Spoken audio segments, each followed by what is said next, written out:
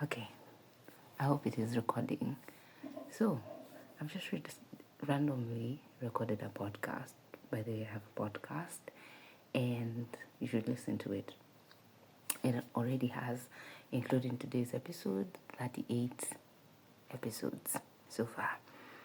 And I will tell you a quick story about it as we progress. But let's get into today's business. Okay, I'm moving my hands so much. And pardon my manners.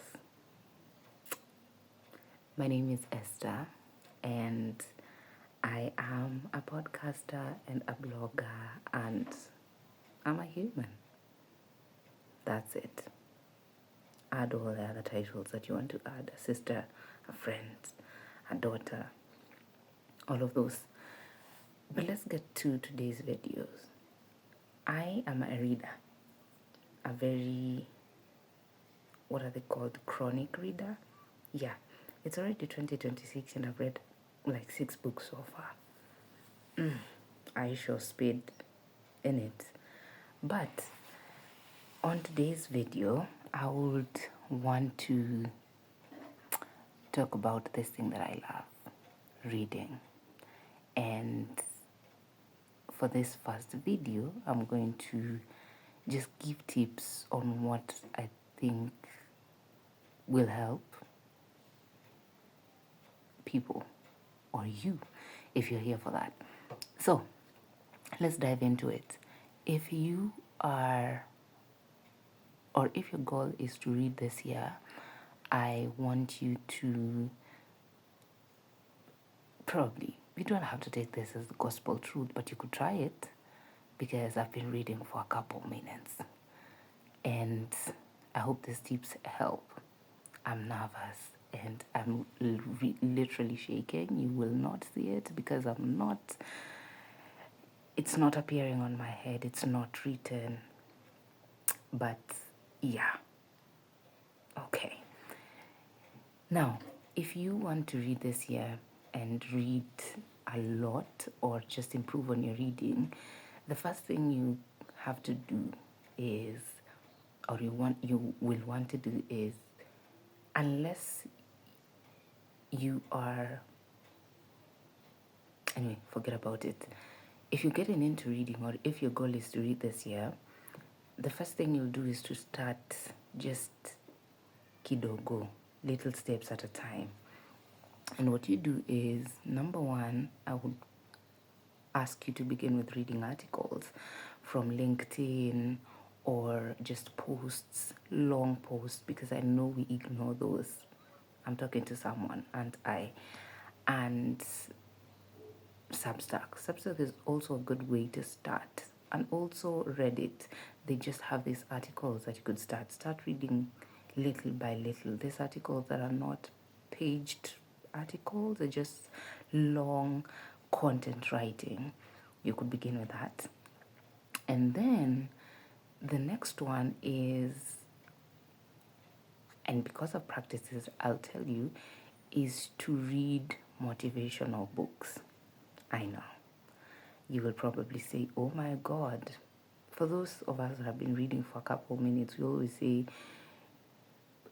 don't read motivational books. But as someone who took a long break from books and then came back little years back, that's what got me into reading motivational books. This is how they just keep the brain, or rather produce something that the brain now thinks, oh my God, I need to read now, as back to back. You know what I mean? So if you're getting into reading, I would probably say begin with that. I personally began with the 5 a.m. club, and then we had Ikigai, and I had another one that I'm forgetting. It's a story about Santiago. I will tell you the book if I remember. But if you have motivational books around you, please get into that. There are some that have long content, but there's some that are written just short form. You could begin with that, because I know it will trick your brain into now thinking, oh my God, I need to diversify my content. I'm not big on read a genre that you like. Just begin with any genre to see whether you would want to do it. I don't think do I have a favorite genre? No, I read all the genres, but I have stories that I like, second chance romances, all this in dark romance. I enjoy those, but I'm not a picky reader. That's it. So if you're getting into reading, then a good place also to start is motivational books. Try that. And I know it will work because it did work for me. So number one was to read articles, whatever you find them, Substack, Twitter, Facebook, Instagram, long posts. Read them. You do not have to read a lot a day. You just have to do like 2 or 3 and then progress to 5 and then now begin again, get into motivational books. It does something to your brain. I don't know what the name for that scientific, but it will trick your brain into now believing you can do big material. I think the next thing for reading would be, if you're getting into reading, start with low paged things or books. So you could start with books that have, I don't know, 100 pages, and then the next time 150, and then 300. Just start as slowly as possible. Don't get into it like this, because I know we want to say, oh, this is a hobby I'm developing and I want all of these things at first. No. And there are books that are coming out every now and then. As a reader, I always say the right book will find you in the right headspace. There are books that you will buy today and read them 3 years. There are books that I've had in my to be read list for 3 years, over 5 years.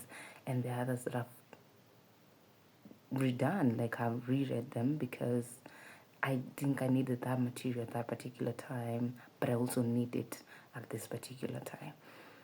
So yeah, those are the 2 tips so far. Another tip would be to read slowly, or rather block time.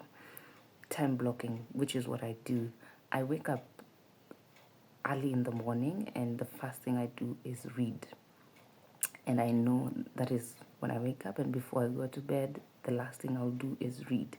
You can block out the time to read. Just say either you read early in the morning or late at night, like I do, or say at lunchtime I'll do this many pages, and just allocate yourself pages to read. So that would be also a good way to just improve on your reading and integrate reading, as you know, into your daily routine. I think the last one would be, is it really the last one? Not quite sure, but you can decide to read and take notes on what it is that you're reading. If you want to be a very intensive reader, because there are types of readers and all of that, for those that are into leisure, choose any book, dive into any book and just leave it. You don't remember the characters the next day.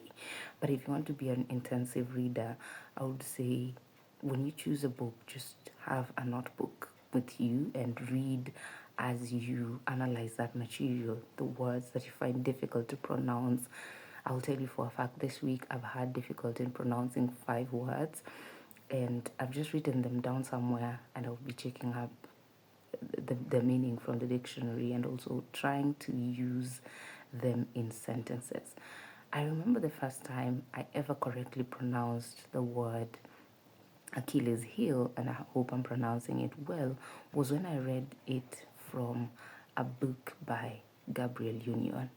And I came across this so many times, and I wanted to know, what does this mean? Eventually I did, and eventually I used it in a sentence, and that was my happiest time. So if you want to be an intensive reader, you have to have your paper and pen and your book, and just the way we used to read set books, if you remember, if you did set books in high school, that I, or what, literature, it's just how you analyze the context and the text that you're reading.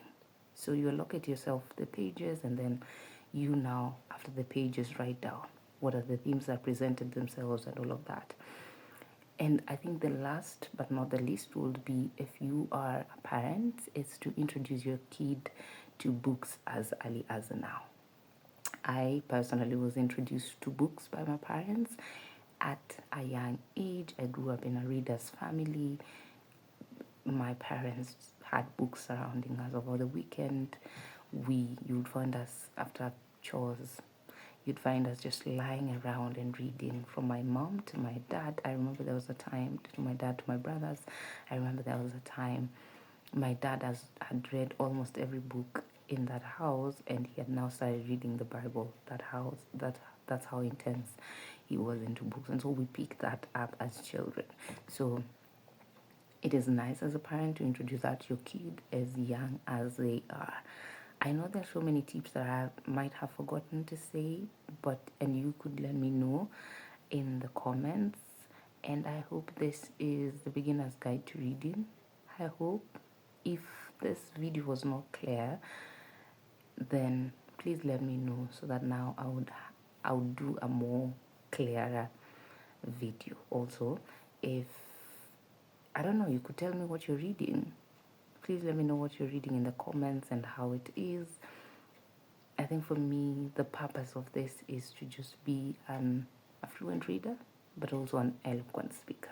I'm looking for the balance in those two. So yes, please leave those positive comments in the comment section, and I will see you again here on the next one. But until then, stay safe and God bless. Bye.